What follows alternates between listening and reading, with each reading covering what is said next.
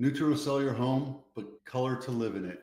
It's absolutely true. Neutral colors help blend the value of that house versus 5 different colors. It gets confusing and it confuses the buyer, especially on photos. It's a thing that's been around for quite a while. We always tell you to do that. And then a lot of people say, what do you know? Look, there's a story that I had a couple years back. I sold a house on Royal Oaks Court, and the lady had her son's room. They played hockey. The whole room looked like San Jose Sharks. I thought it was pretty cool. I'm like, I think we should go neutral. She started crying. She goes, this is my baby's room. My heart fell, but it's true. Go neutral. However, that Sharks room was the hit of the open house. Everybody commented on how they loved that one room, the Sharks room. It was pretty fun. But if you have dated colors or wallpaper, get rid of it. Spend the money. You're trying to show a house, make it turnkey, show that it's ready to move in, or just don't overprice it. It's a fact of life. The whole idea of neutral is a bad word. It's true. It's boring. Like this room right here is boring. It's gray. It's like a light gray. It's boring. It used to be beige, and that kind of got old, so I changed it up, painted the whole house, something that was needed. No one wants to be attacked by neutral, but safer choice is bland over bold. True. For a lot of reasons. If you want to stand out, make it stand out. Use the coolest colors, the newest colors. Faded pinks and greens just don't sell today. It turns buyers off. Color is kind of boring anyway. iBuyers don't work. I talked about this last week, and for some reason my video didn't have audio on it. iBuyers are not working. The only person that wins in this is there's a couple of different things you have to realize with this. When you put your house on market, you know what the market is telling you your house is worth. If you overprice it, you don't have showings for 2 weeks, you're probably overpriced. An iBuyer, they're there to make money. If you're okay with losing some equity, use an iBuyer. Not going to hurt me. It's going to hurt you. This article talks about how Zillow and Redfin tried to do it. They lost billions of dollars, and it doesn't help them out either. And I know Vanguard and BlackRock, they're out there buying single family houses, and that ultimately hurts the first time buyer. I think it's a disservice to turn those new houses that could be sold to a buyer into a rental. It turns our nation into a nation of renters instead of owners. And everybody knows that the aggregate wealth of most people are in their homes, unless you're Zuckerberg or somebody else like that. So it might be easy, it might be seamless, but be careful because they do pop up with convenience fees or other fees. And sometimes it's more expensive than selling with a realtor.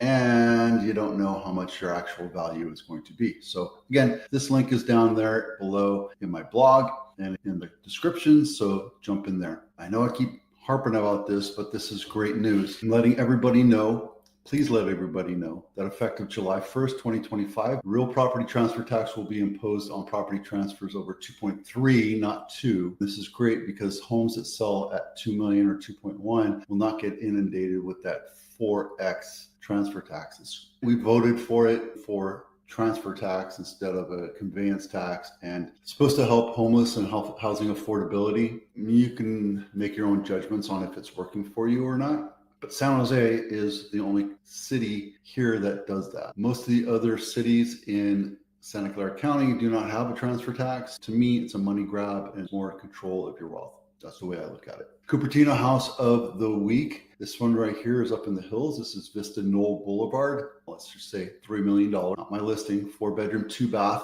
2,000 square feet, built in 1968. If you're wondering where it is, the Anza is right here. Monte Vista and Kennedy. It's still quite a distance away from the new Apple headquarters, but it's up in Cupertino Hills, and this is Rancho San Antonio. I go hiking there quite a bit. It's a great little place to hike. Let's take a quick look at these pictures. They painted the cabinets, they painted the walls, they left the floors, which is nice because it's older floors. It looks like it's dual pane windows. Original kitchen, which is why this isn't $4 million. It looks like these stylings here have lights in them.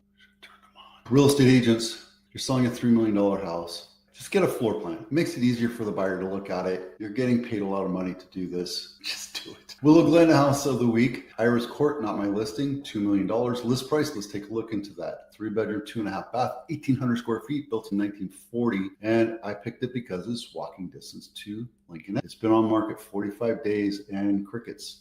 Original price was 2.1 million. It's down to 1.9. The market is telling you that the house is overpriced for the value. Let's take a quick look into it.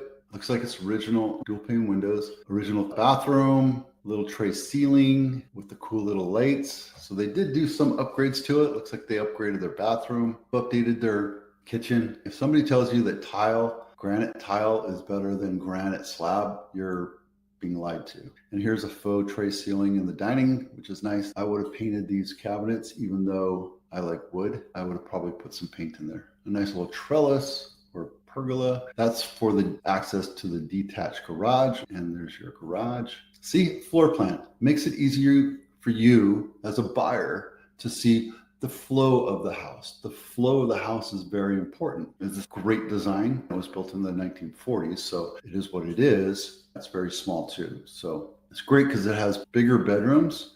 Typically they're 10 by 10. This one's 15 by 11. And same thing here. Over here, it's a pretty large master primary. There you go. Iris Court. It's a great price. It's a great location, and it has some options to make it a better property with the updates.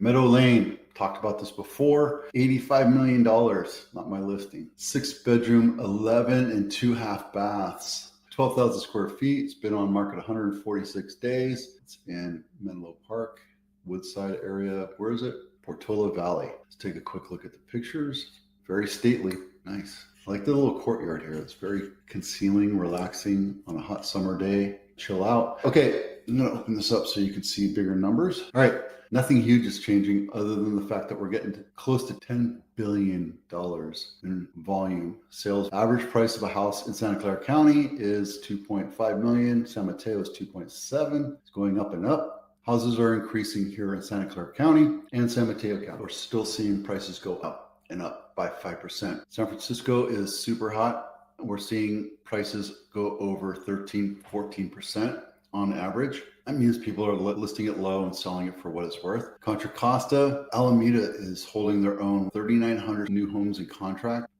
142 sold just this week versus the 176 that we're doing. Alameda is coming into a massive resurgence. They're just kicking serious butt right now, and it's because the value is there. 1.4 versus 2.6, 2.4, and you drive a little bit.